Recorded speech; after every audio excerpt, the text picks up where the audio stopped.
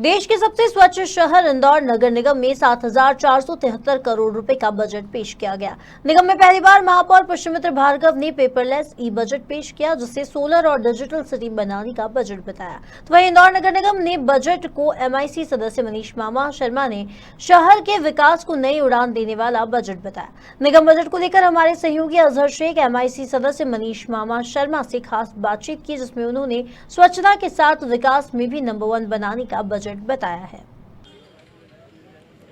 नगर निगम का बजट पेश हो गया है और इस समय मेरे संग मौजूद है उस बजट पर बात करने के लिए एमआईसी मेंबर मनीष मामा। बजट पेश हुआ है, कैसे देखते हैं? परिषद आपकी है। देखिए, एक बहुत ही अच्छा बजट हमारे महापौर जी द्वारा इंदौर को आगे बढ़ाने को लेकर पेश किया गया, जिसमें आप देखेंगे कि इंदौर को डिजिटल हो या आपका सोलर प्लांट, या आप देखेंगे नाला टेपिंग का काम हो या रोजगार का काम हो, चाहे विकास की दिशा में ले जाना हो, चाहे जो चौथा चरण जो जल को लेके, तो इस प्रकार से जो आप देखेंगे कि भारतीय जनता पार्टी की सरकार बनी है, वो सरकार और भारतीय जनता पार्टी की नगर निगम जब से बनी है और प्रदेश में सरकार बनी है, आप देखें किस प्रकार से पूरा प्रदेश हमारा माननीय शिवराज जी के नेतृत्व में आगे बढ़ रहा है और किस प्रकार से हमारे महापौर जी पुष्यमित्र भार्गव जी के नेतृत्व में मुझे लगता है कि ये इंदौर जिस प्रकार से स्वच्छता में नंबर 1 आ रहा है, मुझे लगता है कि ये विकास से लेकर जल से लेके हर उस विषय पे नंबर 1 पूरे देश में आएगा। और जिस प्रकार से एक जनता के हित का जो बजट करा है, जिसमें सभी व्यापारी वर्गों से लेके गरीबों से लेके जिस प्रकार से महापौर जी ने यह बजट पेश करा है, मैं महापौर जी को मेरे क्षेत्र की वार्ड की जनता की ओर से और मेरी ओर से मैं बहुत उनको धन्यवाद करूँगा, धन्यवाद देना चाहूँगा कि इस प्रकार से उन्होंने इंदौर शहर को आगे ले जाने का जो प्रयास करा है और जिस प्रकार से स्वच्छता में नंबर 1 हम आ रहे हैं। और मैं सभी नगर निगम के हमारे जितने अधिकारी और कर्मचारी को बधाई देना चाहूँगा और महापौर जी को पुनः मैं धन्यवाद देना चाहूँगा इस अच्छे बजट के लिए। क्यों कांग्रेस कह रही जनता के संग धोखा है, क्या ज़मीन पर ये साबित होएगा? देखिए, मैंने भी उस समय जब ये बात रखी थी कि 2000 पहले का जो इंदौर था, वो इंदौर किस प्रकार का इंदौर था, पूरा शहर पूरा प्रदेश गड्ढे में था और पूरा शहर कचरों में हुआ करता था, पानी नहीं था, ड्रेनेज लाइन नहीं थी। लेकिन आप जब देखेंगे, और मैं पहले भी कहता आया हूँ कि भारतीय जनता पार्टी का जो भी जनप्रतिनिधि हो, विधायक हो, सांसद हो या भारतीय जनता पार्टी का कोई कार्यकर्ता हो, वो मन में सेवा का भाव लेके, समाज में सेवा का भाव लेके वो काम करने उतरता है, जिसका ये आप देखेंगे कि किस प्रकार से पूरे जनप्रतिनिधि मिलकर काम करते हैं। और आप भी देखेंगे कि 2000 पहले का इंदौर शहर और 2000 के बाद का, चाहे कैलाश विजयवर्गीय जी के नेतृत्व में जन सहयोग से रोड बनाने से लेके जितने भी महापौर आए, हमारे पुष्यमित्र भार्गव जी के नेतृत्व में भी आप देखेंगे शहर आगे ही बढ़ रहा है। लेकिन 2000 के पहले का मैं आपसे कहना चाहूँगा कि 2000 पहले का जो इंदौर था वो किस प्रकार था, ये सब किसी भी लोगों से छुपा नहीं है ये। और मेरा ये है कि कांग्रेस पहले अपने आप में झांक के देखे वो कि हम इतने साल राज करने के बाद हमने कभी शहर को, प्रदेश को और देश को आगे ले जाने की कभी बात करी हो या कभी सोचा हो किस प्रकार का अपना प्रदेश था और किस प्रकार से इंदौर शहर था। आज आप उसको देखेंगे कि किस प्रकार से यहाँ पे विकास कार्य चल रहे हैं, किस प्रकार से तेज़ी से रोजगार की व्यवस्थाएं हो रही है, बड़ी बड़ी कंपनियां किस प्रकार से शहर में आ रही है अपने इंदौर शहर में काम करने के लिए। ये सब भारतीय जनता पार्टी का। क्या लगता है आपको? आपकी परिषद है, लेकिन क्या विकास के नाम पर कोई भेदभाव तो नहीं होता है? देखिए, अगर ऐसा होता तो कांग्रेस के जितने भी जनप्रतिनिधि हों, पार्षद हो, वहाँ भी काम होते हैं। हम लोगों का एक ही सोच रहता है। मैंने फिर बोला था, भारतीय जनता पार्टी का कोई भी कार्यकर्ता हो, जनप्रतिनिधि हो, मन में सेवा का भाव लेके काम करता है, जिसका सोच पॉजिटिव होता है, वो किसी से भेदभाव विकास को लेके तो नहीं करते हैं। लेकिन अगर उसके बाद इस प्रकार की अगर ये आरोप लगाते हैं तो वो पहले अपने आप में झांक के देखे कि 2000 पहले उनकी सरकार थी, उनने क्या करा। प्रदेश के लिए गड्ढों में प्रदेश हुआ करता था, पूरा इंदौर शहर गड्ढों में हुआ करता था। रोड के नाम पे कुछ नहीं था, बिजली के नाम पे कुछ नहीं था, रात को लोग घरों में बाहर सोते थे। सब इस चीज़ से वाकिफ़ हैं कि किस प्रकार से पानी नहीं होता था। लेकिन आज जिस प्रकार से शहर विकास की ओर बढ़ रहा है, मुझे लगता है कि आने वाले समय में इंदौर स्वच्छता पे नंबर 1 आया। हर विकास, जल हो, हर चीज़ में नंबर 1 आएगा हमारे महापौर जी के नेतृत्व में। और मैं पुनः फिर उनको बधाई दूंगा और धन्यवाद दूंगा इस अच्छे काम के लिए। शहर की एक उनके मन में जो सोच है आगे ले जाने की, उसको लेकर जो वो काम कर रहे हैं, हम सब उनके साथ खड़े हैं और पुनः मैं उनको धन्यवाद दूंगा। देखिए, साफ तौर पर मनीष मामा का कहना है कि अब स्वच्छता में तो हम नंबर 1 है, अब विकास में भी हम नंबर 1 आएंगे। लेकिन कांग्रेस का जो आरोप है वो गलत साबित है।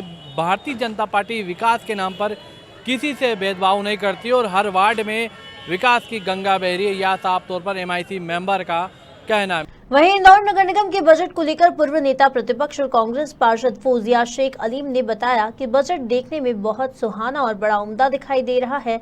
हालांकि उन्होंने कहा कि बजट तो पेश किया जाता है लेकिन उसे धरातल पर नहीं उतारा जाता है।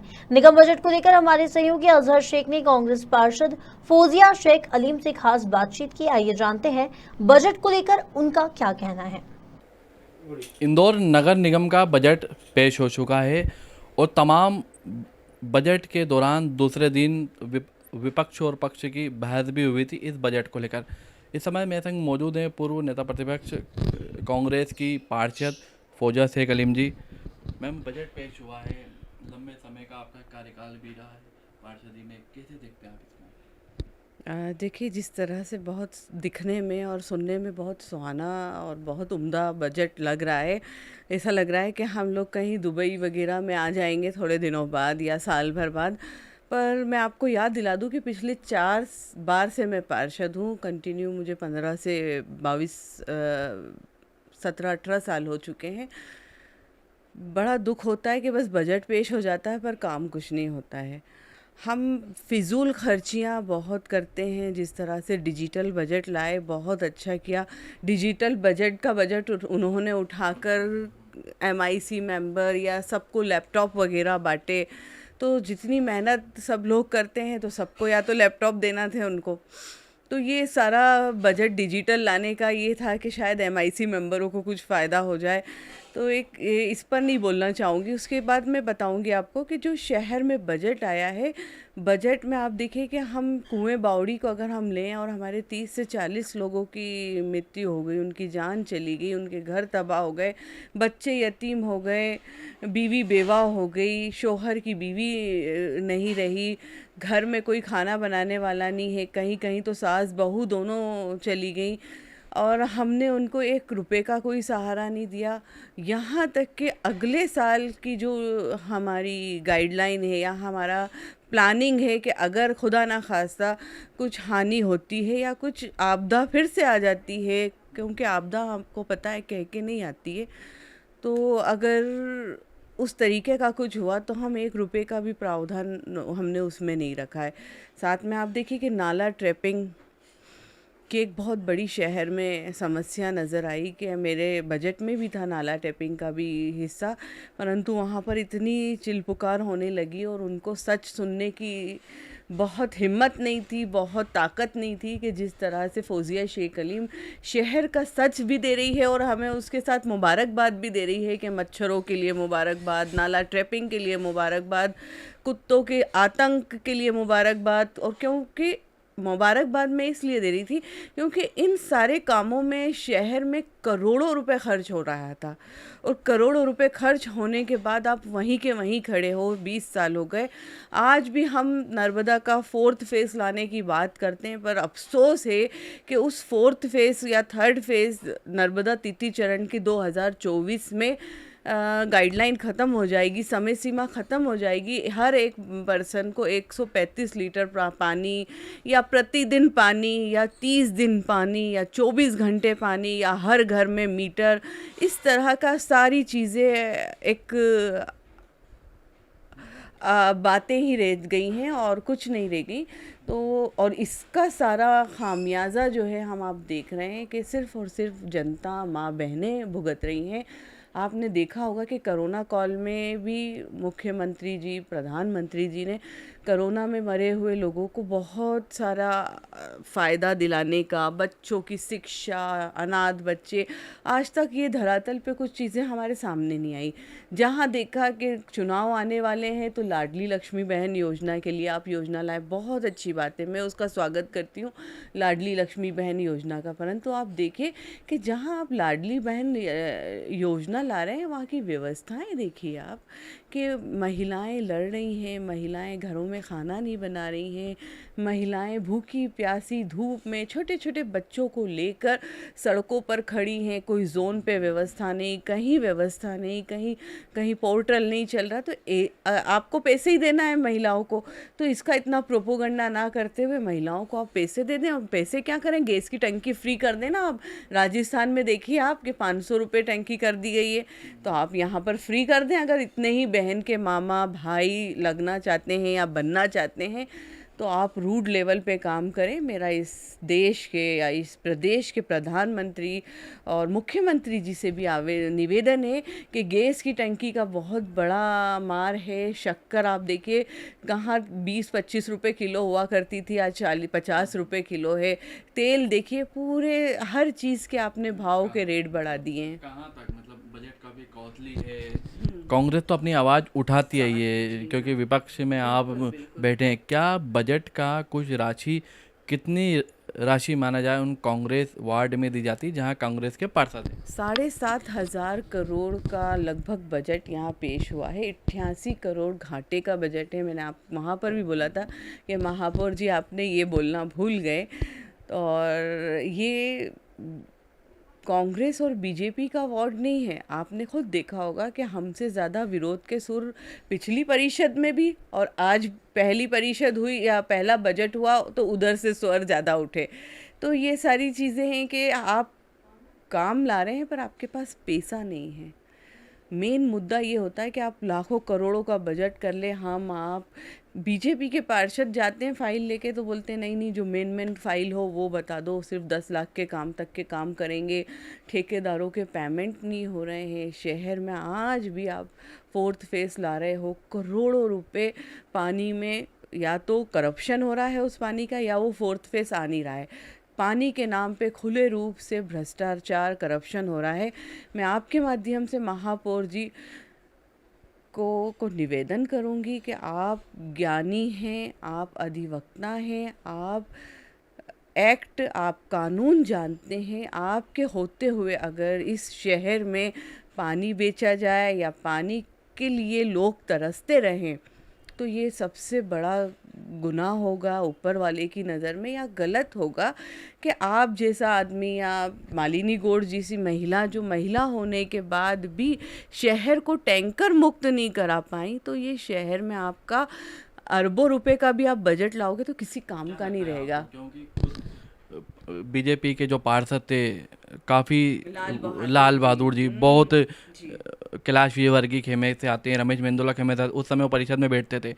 क्या ऐसी वजह बनती जो पार्षद को ही मजबूर होकर खड़ा होना पड़ता? आप कांग्रेस कैसा देखती है? देखिए, कांग्रेस तो हमेशा वक्त पर हमेशा टाइम पर अपनी आवाज़ उठाती हुई आई है, और हम लोग नियम अनुसार अपनी शालीनता से, अपनी सभ्यता से भी आवाज़ उठाते हैं, विरोध भी करते हैं। और यहाँ तक कि जब मैं नेता प्रतिपक्ष रही तो आपने खुद देखा होगा कि पिटीशन भी हमने कोई कम नहीं लगाई। कोई ऐसा नेता प्रतिपक्ष नहीं रहा होगा जो नगर निगम के ख़िलाफ़ पिटीशन लगाकर और उस पर अपने ऑर्डर लेकर आए।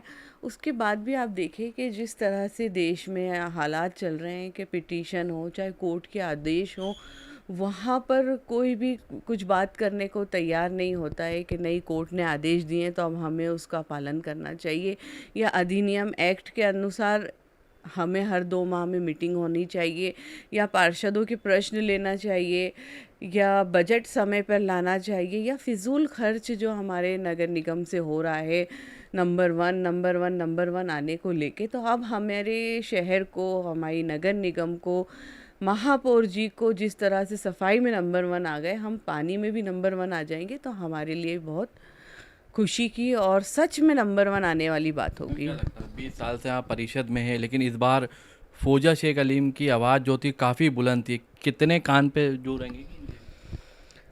दुआ करिए आप भी, मैं भी दुआ करती हूँ, कोशिश करिए आप भी कि उनके आंखों के सामने से पर्दा हट जाए और जनता की जो परेशानियां हैं और जो दुख है, आज हमने देखा कि आज जन सुनवाई काफ़ी दिन से बंद है। आपने देखा होगा कि जब नेता प्रतिपक्ष थी, जब भी मैं कोर्ट जाके और संभाग आयुक्त जी के पास जाके, कलेक्टर साहब के पास जाके जन सुनवाई मैंने स्टार्ट करवाई थी। आज देखिए आपकी जन सुनवाई भी सब उन्होंने बंद कर दी है। मंगलवार का दिन था, नगर निगम में जन सुनवाई नहीं हो पाई। और नगर निगम ये चाहती है कि जनता परेशान होती रहे, तरसती रहे, भटकती रहे, पर नगर निगम नहीं आए, लोगों पार्षद के को ना बोले, तो पार्षद को तो बोलेगी क्योंकि पार्षद को जिता के लाते हैं तो वो तो बिल्कुल उनके परिवार का होता है। देखिए कांग्रेस होना नहीं होना अभी तो 8 महीने हुए और बजट अभी आया है, तो काम पे हम थोड़े दिन बाद बात करेंगे तो बहुत अच्छा रहेगा। क्या बजट को कितना आपने स्वीकार किया है? चिंटू चौक से तो मना करते हैं कि जनता के रंग धोखेबाजी हुई है। देखिए मैंने फिर आपसे बोला है कि solar city, clean city, digital city, इन सारी सिटी की ज़रूरत नहीं है हमारे शहर को। हमारे शहर को पानी की ज़रूरत है। अभी आप घर घर पानी लाके दे दें, और नहीं तो आप एक बंदा लगा दें कि महिलाओं की जो मटका उठाने की, घड़ा उठाने की आदत, बेचारे बीमार हो रहे हैं, जिनकी कमर रह रही किसी के, तो एक नगर निगम से एक बंदा अपॉइंट कर दे हर गली में कि हर गली का पानी ये भरा करेगा टैंकर से, और फिर करोड़ों अरबों रुपए के टैंकर लगाइए। क्या आखिरी सवाल है, क्या जनता के लिए मूल रूप की सुविधाएं ज़मीनी भी होना चाहिए?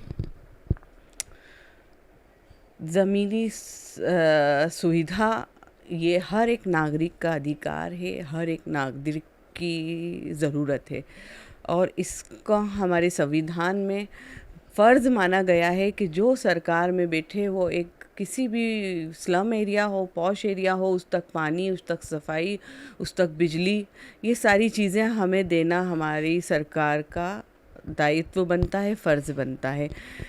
तो हम ये देखते हैं कि अगर हमारी जनता पानी के लिए तरस रही है, हमारी जनता मच्छरों से परेशान है, हमारे लोग बीमारी से परेशान है, अस्पतालों की हालत देख लीजिए आप कि डॉक्टर खुद प्रदर्शन पे बैठे हैं, डॉक्टर खूब धरने कर रहे हैं, तो आप देखिए कि मरीजों का वहाँ क्या इलाज होएगा। इसीलिए आप देखिए कि प्राइवेटाइजेशन देश में बढ़ता जा रहा है, प्राइवेटाइजेशन देश में फैलता जा रहा है, निजी स्कूल आप फल फूल रहे हैं, गवर्नमेंट प्राइवेट हॉस्पिटल बढ़ रहे हैं, प्राइवेट कॉलेजेस बढ़ रहे हैं, क्योंकि जनता को अब सरकार पे भरोसा उठ गया है। तो जब बीजेपी तो कह रही है कि कांग्रेस ने बजट सुना ही नहीं, पार्षदों ने ढंग से सुना ही नहीं था। देखिए जब तक महापौर जी ने जितना जो सुनाया हमने पूरा सुना। हम आपके पास क्लिपिंग होगी, मेरे पास क्लिपिंग है, आप आराम से बैठिए और देखिए और फिर उनसे सवाल करिए। मैडम एक आवाज़ जो काफ़ी बुलंद हुई, काफ़ी चर्चा का विषय रही, उस पर मैं बात आऊँगा। क्या ऐसा वो वक्त आ गया जब फौजिया शेख अलीम को 20 साल से वो परिषद में रही हैं, तमाम मुद्दे उठाएं तमाम, लेकिन क्या मुखबिर वाली पार्टी, एक शब्द का शहर में जिस तरह से, देश में जिस तरह से हालात हो रहे हैं, हम देख रहे हैं कि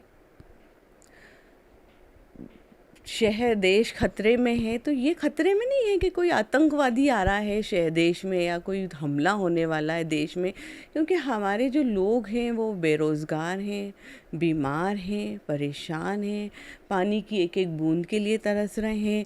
पूरे इंडिया का मुझे लगता है कि पानी का ग्राउंड लेवल इतना स्तर नीचे चला गया है कि हमारे पूरे इंडिया में ख़तरे की घंटी बज चुकी है कि हमारे वहाँ पानी की बहुत बड़ी समस्या आने वाली है। तो इसका मेरा लिहाजा और इसका मेरा उद्देश्य ये था कि देश खतरे में है। महिलाएं धरने पर वो पहलवान बैठे हैं जिन्होंने देश का नाम पूरी दुनिया में रोशन किया है, वो लोग धरना प्रदर्शन करके अपनी मांग, अपना इंसाफ नहीं ले पा रहे हैं। मेरा आशय यहाँ था, अगर किसी ने उसको दूसरी तरफ डाइवर्ट कर दिया और दूसरी जगह उसको बोल दिया तो ये गलत बात है। हमारा देश सुरक्षित है, हम सुकून की नींद सोते हैं क्योंकि हमारे बॉर्डर पे हमारे सिपाही पूरी तरह से हमारी हिफाजत करते हैं। पर जो देश खतरे में है वो इस तरह से खतरे में है कि आप गवर्नमेंट स्कूल, निजी स्कूल देखिए, गवर्नमेंट हॉस्पिटल देखिए, प्राइवेट हॉस्पिटल देखिए, इन सारी चीज़ों को आप देखिए, लोगों को तनख्वाह नहीं मिल रही। आप खुद बोल रहे हो कि नगर निगम में पैसा देने को नहीं है, तो आप ऐसा बजट लाके कहाँ से कैसे लाओगे? ये पैसा कहाँ से लाओगे आप? मतलब ये बयान पे माना जाए कि या आपकी सफाई है कि आपने जो बात कही है वो विकास को लेकर कही है कि जनता के संग जो विकास हो रहा है। देखिए इंदौर में आप छोटी सी घटना देख लीजिए कि एक कॉलोनी में जब कचरा गाड़ी जाती है और उनसे क्या कहा सुनी होती है, कोई बात नहीं, सबसे होती है, गलती सबसे होती है, उत्तेजित सब होते हैं, गुस्सा सबको आता है, पर बंदूक निकाल के नगर निगम के कर्मचारी पर बंदूक निकाल ली गई और निकालने के बाद उसका पूरा वीडियो वायरल हुआ और मालूम पड़ा कि वो किसी नेता के रिश्तेदार थे, सामान्य जनक हमारे। तो वो सामान्य जन का कभी कुछ नहीं हुआ। अगर कोई गरीब, अगर कोई बेसहारा या कोई ऐसा इंसान जिसके ऊपर तक पहुंच नहीं होती, तो उसका मकान बुलडोज़र से टूट जाता। आप उसमें अगर पूछ लीजिए अगर ऐसा होता या नहीं होता, क्योंकि शहर में ऐसा हो रहा था। तो मैंने बोल दिया कि भैया शहर का ये हालात देखते हुए वो शेर उस जगह पर लाजिम लगा मुझे, तो मैंने बोल दिया। तो ये थी फौजिया शेख अलीम, जिन्होंने अपने जो बयान दिया था उस पर साफ तौर पर अपनी सफाई दी है कि उनका जो मकसद था वो यह था कि जनता के संग विकास की बात की जाए, विकास का जनता को जोड़ो जाए, तमाम जो मुद्दों से जो जनता जूझ रही है, पानी से तमाम ऐसी सुविधाओं से जो जूझ रही है, उसको पूरा किया जाए। वह बयान का एक साफ तौर पर अभी फौजिया शेख अलीम का कहना है। मैं सहयोगी गौतम सरदार के साथ अजहर शेख, खबर मध्य प्रदेश, इंदौर।